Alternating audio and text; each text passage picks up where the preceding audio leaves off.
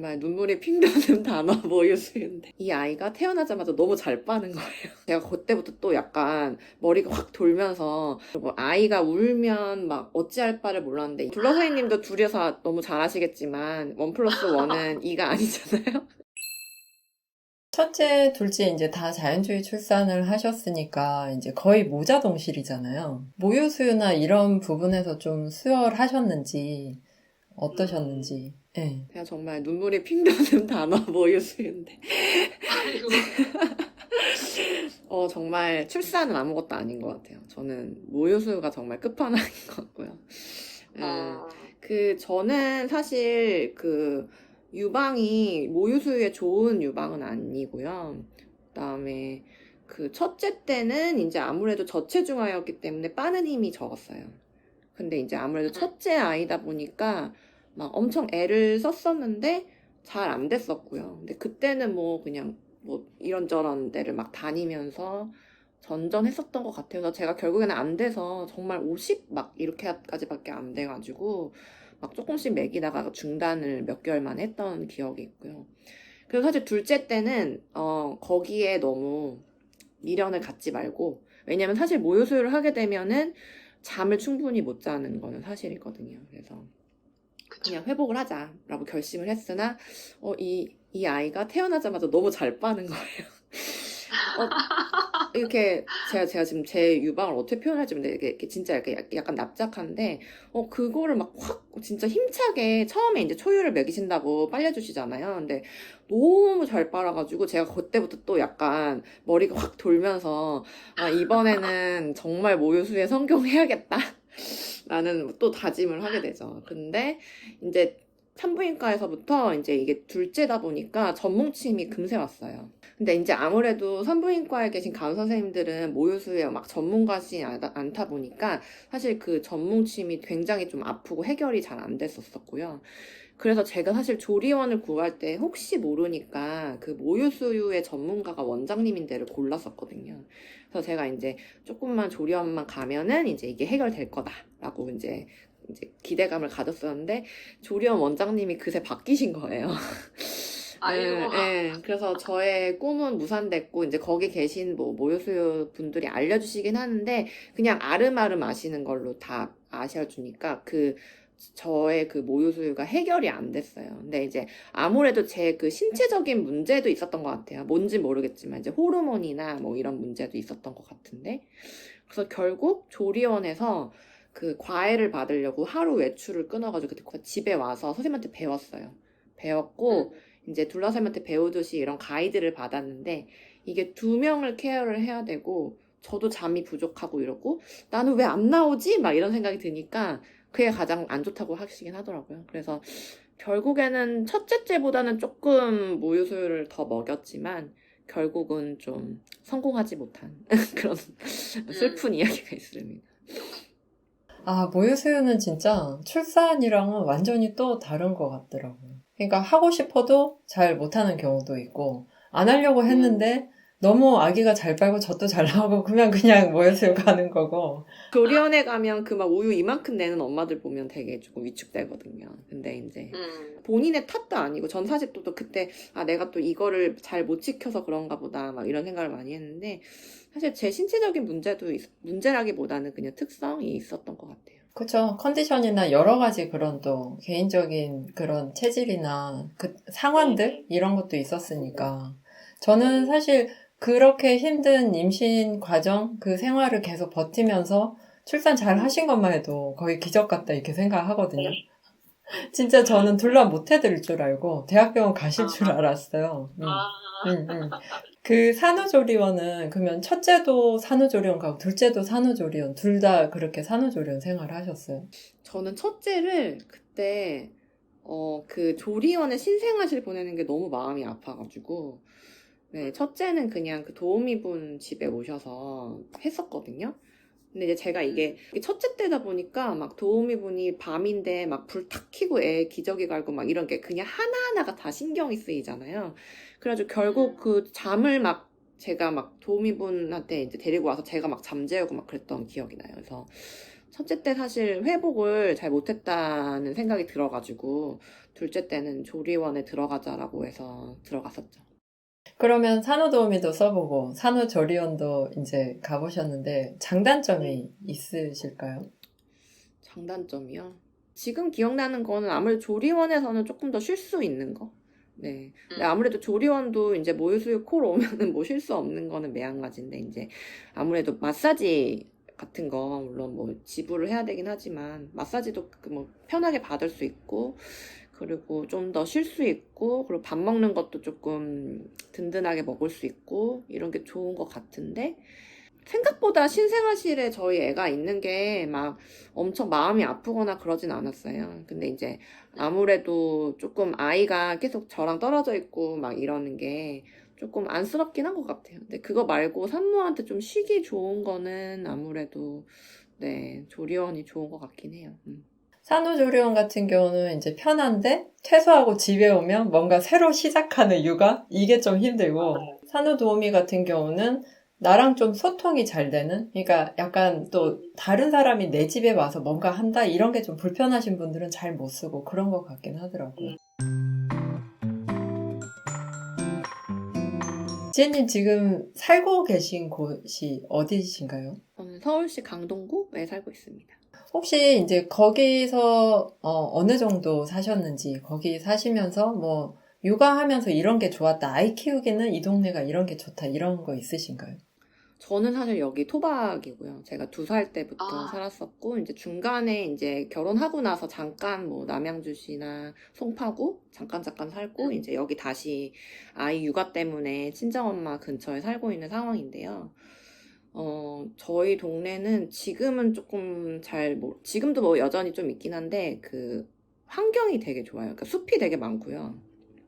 나무도 되게 많고, 그래서 좀 그런 아이들이 네, 뛰놀 수 있는 그런 장소가 곳곳에 있는 게 굉장히 특징이고, 그리고 이제 강남과 송파를 이어 떠오르고 있는 교육의 치맛바람. 네, 그래서 저는 사실 여기를 쭉 살아와서 저는 막 그렇게 치맛바람이 셀 때는 아니고 이제 올라갈 때쯤의 세대이긴 한데 이제 많이 올라간 상황이어가지고 좀 당황스럽긴 한데요. 근데 조금 저는 너무 막 엄마들끼리 막 경쟁하고 막 아이들을 학원 보내기에 막 치열하게 살고 그런 거는 좀 싫거든요. 근데 이제 저희 동네 엄마들은 그래도 그냥 무던하게 아이를 이제 그냥 건강하고 밝게 키우고자 하는 엄마들이 많아서 엄마들 네트워크도 조금 좋은 것 같고, 뭐 학원이나 뭐 이제 마트 이런 거는 뭐 말할 것도 없이 많이 있고요. 요즘에는 이제 강일 지역이나 하남 지역이 굉장히 발전을 많이 해가지고 아이들 데려가기에 좋은 곳이 많이 있습니다. 사실 4년 전만 해도 아유 저기 교통이 불편해. 저는 사실 그냥 진짜 역세권에 항상 살았었거든요. 그래서 저기는 교통 불편해서 안 돼 이랬는데 지금은 저기 한 집만 있어도 좋겠다는 생각이 들 정도로 네, 후회를 하고는 있지만 네, 지금 되게 진짜 많이 발전한 것 같아요. 동네가 많이 이뻐졌어요. 근데 이제 좀 아쉬운 점은 자연스러움은 조금 사라진 게 좀 아쉽긴 하지만 동네가 좀 많이 가꾸어지고 이제 아이 데려가기 좋은 놀이터도 많고요. 그쵸. 아이 키울 때는 주변에 아이 데리러 어디 놀러 가기 좋은 곳, 또 이제 자연을 접할 수 있는 곳, 이런 데가 많은 데가 제일 좋은 것 같아요. 아이가 하나일 때랑 둘일 때 좀, 이런 건 정말 다르더라. 있을까요? 우선 둘째를 대하는 저의 모습이 첫째 때와는 굉장히 다른? 이제 예를 들면은 첫째 때는 무조건 유기농 우유를 막 몇 번째까지 먹이고, 근데 지금 둘째는 뭐 지금 마트에서 제일 싼 걸로 물론 처음에는 유기농을 좀 먹이긴 했지만 마트에서 제일 싼 게 뭐지 막 네, 그런 걸 그렇게 먹이고 있는 거. 그러니까 첫째를 키우면서 너무나 요즘에 정보의 홍수인 것 같아요. 이제 첫째를 키우면서 이제 시행착오를 했죠. 그래서 이제 그게 뭐가 저한테 맞고 뭐가 저한테 안 맞는지에 따라서 이제 제할 건 제하고 이제 맞는 거는 또 그냥 움켜쥐고 이제 아이한테 해주는 게 좀 있는 것 같고요. 그리고 아이가 울면 막 어찌할 바를 몰랐는데 이제는 그냥 이러고 말하는 그런 그러다 보니까 둘째들은 막 진짜 자기 것을 쟁취하려고 막 애를 쓰는 게 되게 많은 것 같아요. 그래서 예, 첫째 때는 조금 막 지금도 뭐 그런 생각은 버릴 수는 없는데 내가 너무 부족한 엄마 같다는 생각이 많이 들었는데 이제 둘째 되다 보니까 뭐 이건 어쩔 수 없지 뭐 이런 것들이 조금 많이 생긴 것 같고 그리고 둘 키우니까 진짜 너무 고막이 터질 것 같아요. 예, 양쪽에서 계속 얘기해가지고 그래서 정말 엄마들이랑 항상 얘기하는데 정말 조용한 곳에 가서 네 휴대폰 혼자서만 있고 싶다. 그래서 정말 그때 예전에 어떤 연예인 분이 지금 이름이 기억이 안 나는데 화장실 가서 계신다고 그랬는데 예. 저도 그거 봤어요. 네, 저도 화장실을 일부러 가는 건 아니지만 정말 가고 있으면 이제 문 열고 팍 들어오고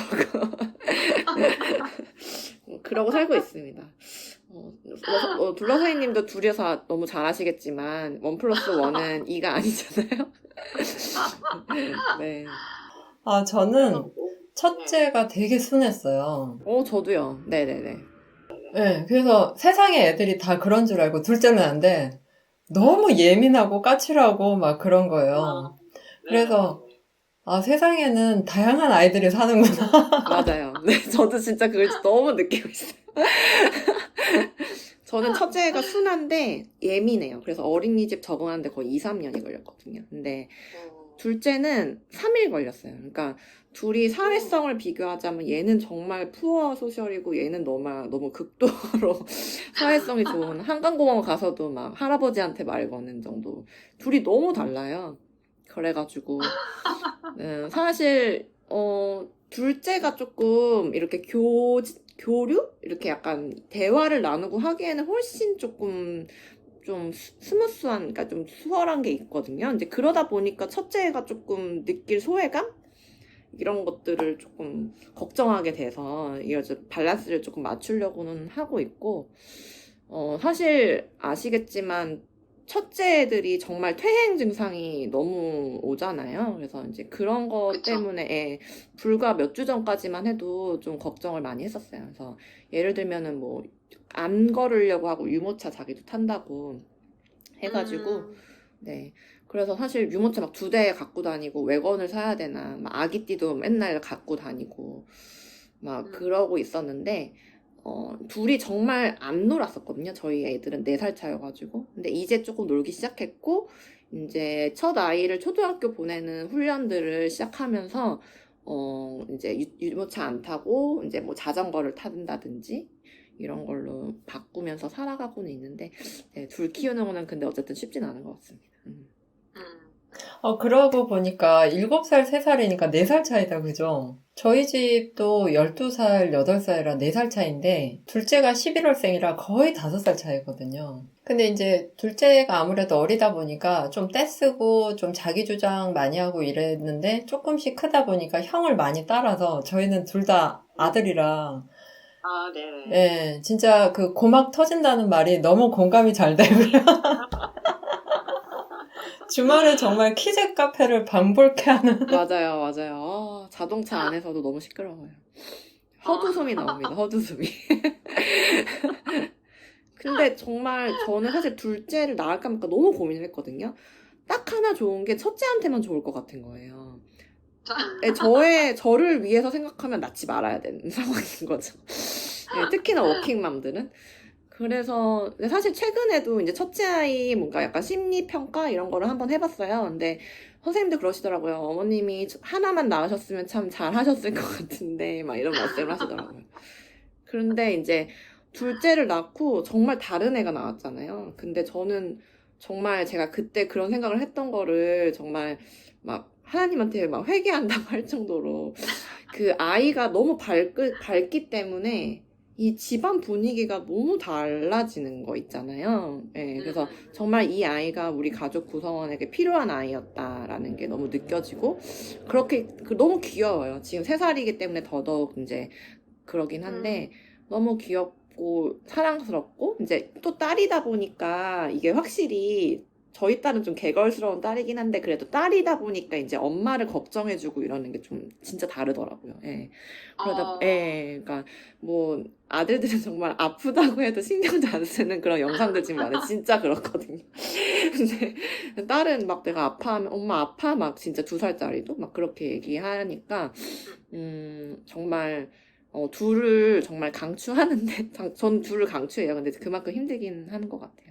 근데 지금 아마 7살, 3살이라 거의 피크는 그래도 좀 지났지만 아직은 여전히 힘든 그런 시기인 것 같고요. 이게 크면 클수록 둘 낳기 잘했다 이 생각은 드는 것 같아요.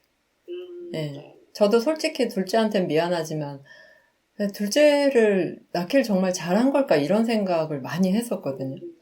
근데 이제 지금 거의 저는 방치를 하는데 알아서 둘이 잘 놀고 거의 뭐 밥만 해주고 되게 좋은 것 같다라는 생각도 들고 나중에는 좀 더 크면 이제 뭐랄까 내가 아이를 사랑해주는 게 아니라 아이가 나를 좀 사랑해주는 느낌? 그런 것도 많이 근데 또 딸이니까 더 그러실 것 같아요. 그리고 저는 또 아들만 둘이다 보니까 엘리베이터 타면 아유 어떡하냐고 아들만 둘이라서 큰일 났다고 그 오지랖 넓게 걱정해주시는 분들 때 너무 스트레스를 많이 받았는데 지금 딸 하나 아들 하나 있으니까 얼마나 좋으세요. 네, 다들 뭐 아유 다 하셨다고 하더라고요. 할 일은 다 했다고. 사실 진짜 성별 확인 전까지 너무 걱정했거든요. 네, 근데 저한테 필요했겠죠. 네, 딸을 주셔서 너무 좋습니다. 오늘 이렇게 영상 인터뷰 같이 해보셨는데 마지막으로 오늘 인터뷰 해보신 소감 한마디만 해주세요. 진짜 출산 이야기는 군대 이야기처럼 해도 끝이 없고 재밌는데 오랜만에 또 이렇게 선생님 만나서 얘기 나눠서 너무 좋았고요. 또 다시금 이제 저의 그 달리는 습관을 조금 붙잡고 저를 더 토닥토닥 해줘야겠다라는 생각을 하게 된 것 같고 이번에 인터뷰 잡히면서 이제 엊그젠가 친구한테도 얘기했었는데 친구 출산 때 사실 선생님 그 영상을 추천을 했었거든요. 근데 친구도 선생님이 그때 이제 역류 약간 그런 증상이 있을 때 올리브 오일 먹으라고 한 거를 하고 되게 효과가 좋았다고 도움이 많이 됐다고 그래가지고 사실 직접적으로 그렇게 선생님이 올리시는 영상에 대한 그런 유용함에 대해서 듣게 돼서 나 그 선생님 인터뷰 나간다고 막 이렇게 조금 자긍심도 약간 뿌듯하고 막 그랬던 것 같아요. 그래서 좋은 기회 주셔서 감사하고 이제 무엇보다 선생님이 이렇게 만날 수 있어서 너무 좋았습니다. 네, 감사합니다. 지혜님 감사해요. 오늘 너무 반가웠어요. 다음에 또 우리 연락드릴게요. 또 만나요. 네, 들어가세요. 네, 들어가세요. 네.